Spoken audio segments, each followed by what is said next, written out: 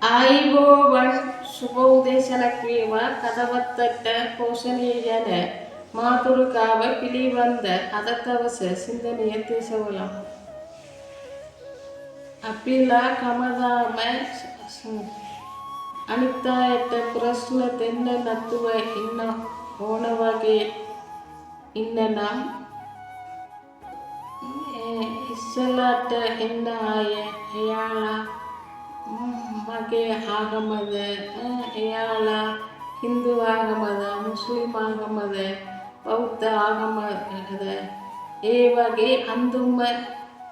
වගේ හිතන්න නැතුව එයාලා මගේ ඒ සහෝදරය දෙවියෝන් එක්කනයි එයා තමයි අපගේ තාත්තා එයා තමයි ලොකුම ශක්තිය මුළු ලෝකෙම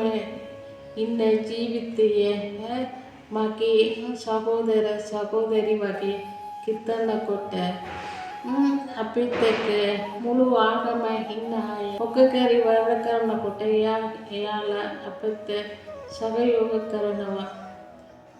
ඒ වගේ අපලා කමදාම ඉන්න ඕනේ අපලා කමදාම දෙවියෝ තමයි ලොකුම ශක්තිය මුළු ලෝකෙම ඉන්න